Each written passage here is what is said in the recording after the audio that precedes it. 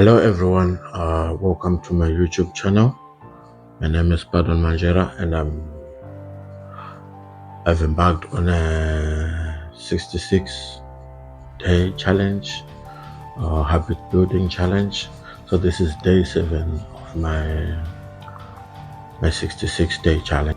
I am posting like daily updates on my Instagram and my TikTok page.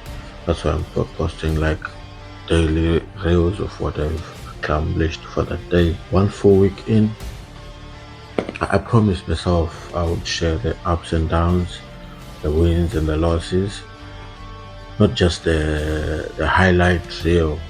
So this journey isn't about just quick fixes, isn't about just losing weight, isn't about a flat tummy, but it's about discipline. It's about building habits that can stay, and it's about showing up for myself, or learning to show up for myself, to show up for my family, even to show up for my business as well. In this video, I'm just going to share my struggles and my wins. Okay, I'll start with the struggles. I started this 66-day challenge on the 24th of August, which was a day after my birthday, and it just came to me that moment, like I'm getting older, I'm approaching 40, and I'm not fit. I need to be fit for myself and for my family. There are other reasons as well, health reasons. Around that time, I'd gone to my GP for a medical checkup. I think it was my first checkup after so many years. I don't remember when last I went to a doctor for a checkup even. So I just went and he did like a full blood test, tested everything, and everything was okay, save for my cholesterol, which was high. But according to the doctor, it wasn't alarming levels, it wasn't dangerous levels. But what was too much high was my triglycerides, which is also an indication of the cholesterol. But so the triglycerides were high. This is a type of, they say it's a main type of fat in the blood. It is can be used as a source of energy. It is produced from extra calories that comes from the food we eat, but mainly from fats. If you're eating fatty food, sugar, too much sweets, I'm guilty of that, and alcohol. I'm not in the alcohol business, but sweets, yeah, I have a, what do you call it, a sweet tongue, sweet mouth, sweet tongue, no, sweet tongue, I'll be talking to someone, sweet tongue. So these were excess in my bloodstream, and the GP was worried that it could develop into something more serious. So he put me on some medication, but I asked him then, I was like, if I don't want to take medication and I want to do something about my diet, about my well-being, what could be it that will help reduce these triglycerides, these levels in my blood system? And she recommended that I do like exercises. I was like, oh, that's easy, I can walk. And you were like, no, my friend, you have to run for it to be more effective. So that's how this idea really came into fruition. Before this, years before this, I think my last marathon would have been in, not marathon, I ran about 1 kilometer, would have been around in 2015, somewhere there on the treadmill. So this been like 10 years since that, and now coming back, I think a few years back, I would get it to around 5 or so years back, I would see people running around, people doing exercises, and I'll be like, oh, I should go back to that part of myself where I'll be able to run and try to exercise, try to be fit, because I was just eating sweet candy. Now, but I was waiting for a perfect condition. I needed a perfect condition. I needed time. When I say time, I was hoping to do this like the runs in the mornings before I go to work. So when I say time, it's time from the time I wake up to the time I leave for work.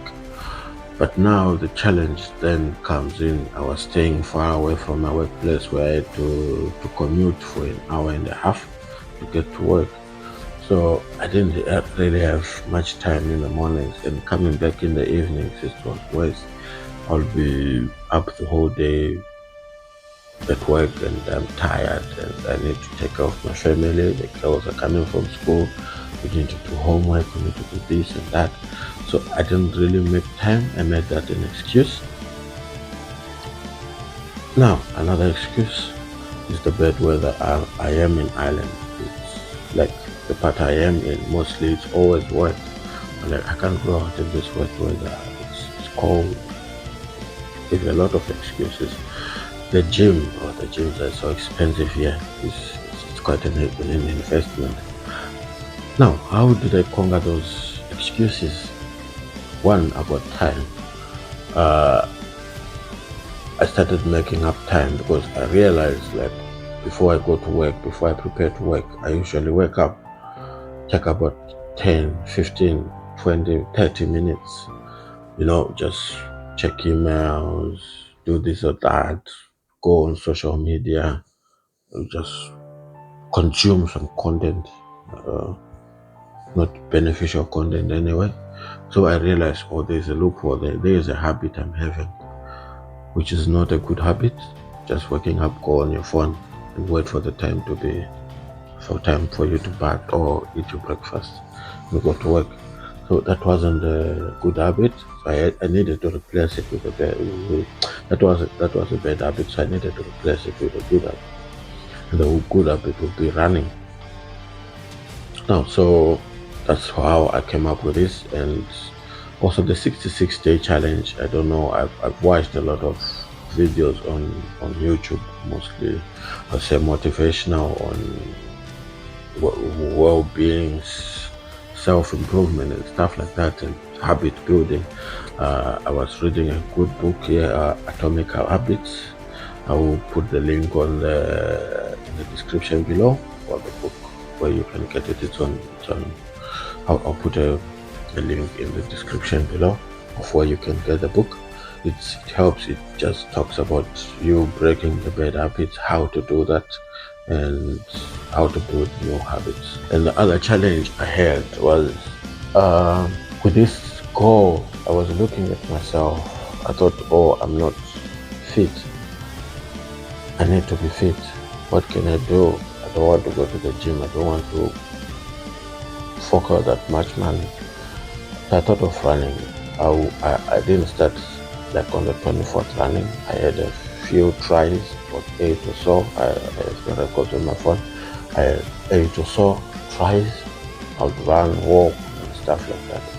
But then I'll go for today. The weather's okay. I'll go out for a run. Tomorrow I wake up, my legs are hurting, my body's aching.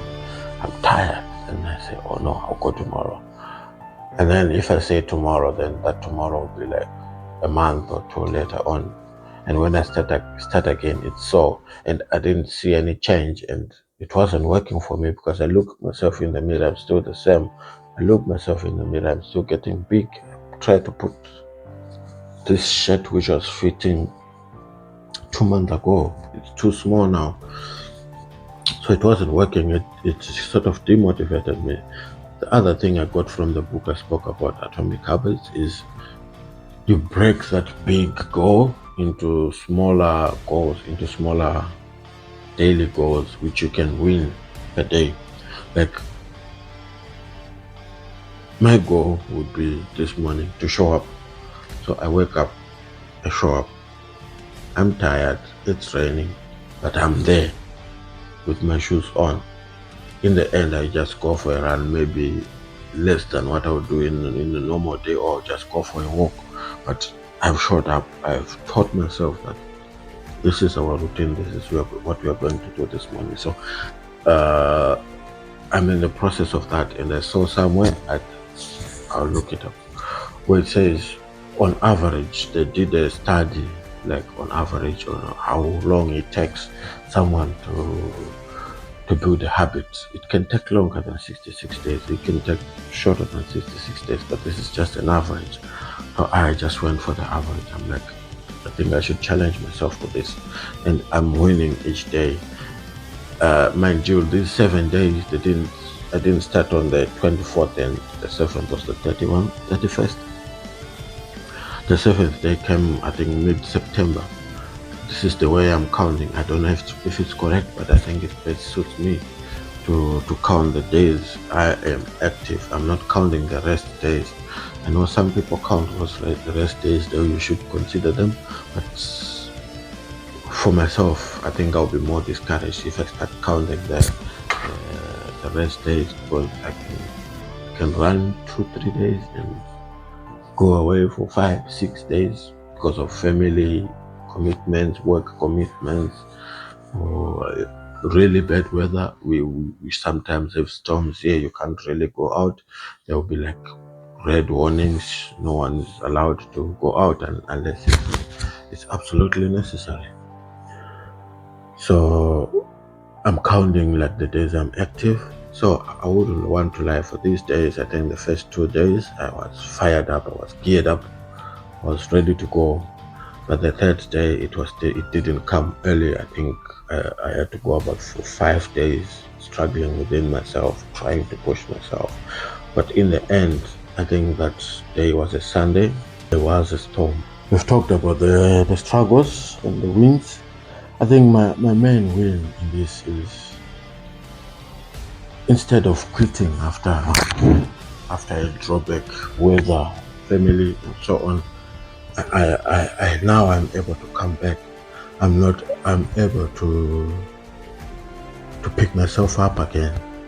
I was before this, I would be like, oh, I'm useless, I can't do this, I'm not a runner, I'm not built for this. But now I'm able to pick myself up again. And the other thing that helps me, on social media, I'm looking for people who are like doing something in the same category, who are building themselves up from zero. I think there's a what do you call it?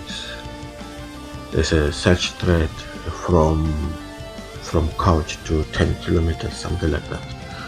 There are people sharing their experiences, and I resonate with most of them, with some of them. So it helps me to keep myself in check, to motivate me as well. And also, this is a moment of encouragement for my kids. When they see me, like when the days I'll be doing the skipping rope, when they see me, they're so excited. Oh, Daddy, you are doing this. Daddy, you are exercising. And they copy from there. They start doing it as well. They become conscious of it. So I think for kids, it would be good for them to build that muscle memory when they're kids like this, to start exercising, so that whenever after life beat them down in the future, they'll be able to start at it easily, or easier than myself. So, and also my wins. Every day is a win for me. Every day I go out of the door is a win for me. If I take a walk, 100-meter walk, every day is a win for me. So I'm happy. I will spend the day more happier because I know I've won something. I've achieved my goal for today, something like that. So what I would say about that is, this journey is not about perfection. It's about progress. It's about making progress in whatever habit you're trying to build, and whatever habit you're trying to break. I may not have been consistent in doing this daily, but what I'm realizing I'm consistent is my comeback. I am consistent. I'm not staying down. I am coming back up. So just a life lesson to this. I think it's what you tell yourself is what you become. I used to tell myself, can't do this, I'm too weak for this, I don't have time, I don't have what. But now when I started telling myself, no, I have time here, I have 30 minutes here, I have 10 minutes here, I have to use those 10 minutes, I can do this, I can run. Without the proper shoes, I will start, and I will get the shoes later on. Without the proper gear, I will start. When you tell yourself that, you'll be able to start. Yeah. And also the other thing, I'll be telling myself, no, I'm not just there to consume content, but I can be a creator as well, like I'm doing now. I can be a creator as well. So I don't want just to be consuming, but make it a point at some point, because I know this is almost everyone now. At one point you're consuming content, but being a creator, it's so rewarding, it's fulfilling, I would say. But I can't call myself a content creator, but I'm saying I'm just giving out there my story. And another lesson to learn is don't obsess over your final goal. Don't obsess over that, because that you can be discouraged, because a lot of things will come in your way. Life is not as easy as it may seem. Things come in, or there are situations you can't control that just come in the way. If you're focusing on the end goal, you will lose it then. But focus on winning today, because what matters is today. Win today. Just today's run, just today's workout. That's how systems are built, because that's the whole idea of this, to build a system for yourself that will make you a winner. Even if you copy that to someone, that system is going to work. But if you copy your goal to someone, your end goal to someone, they might not be in line with that goal, but a system, they'll be able to copy a system into their own lives, apply it into their own lives. Even your kids, when they see you doing stuff, they don't learn only from what you tell them, but from watching you. So if they watch you and they see a system in everything in their lives, they'll be able to apply that system that they learn from you, and to be a benefit to them. The same goes to people around you. I myself, for example, like I told you, from around 5 years ago, I have friends who would post on their WhatsApp statuses of them running and so on. I would be inspired, but I just didn't know the way to go about it. But this is something that's been going on for 5 years. I've been inspired. So you never know what you do today, what system you do today, how it will inspire someone maybe 5, 10, 15 years from now. It's going to inspire someone. It's going to make someone's life much better, and it will be all thanks to you. So now, just to close this video, so this is week 1. Wasn't perfect, but the good thing, I didn't quit, and that's already a win. That's a big win for me. Now next week I'll share more on how I'm building the system. I'll share more on how I'm improving on my runs, on what I'm doing, on how I'm taking care of myself, on the habits that I'm trying to build, on the habits that I'm trying to break. So I'll share more on that. Stick around, because this journey is just getting started. We are not quitting, guys. We'll keep going on. Now, don't forget to like this video, share with your friends, and subscribe and share it with someone who needs the push to start. Let's help each other. Let's push each other. So this is day 7 of 66. Building systems that outlast motivation.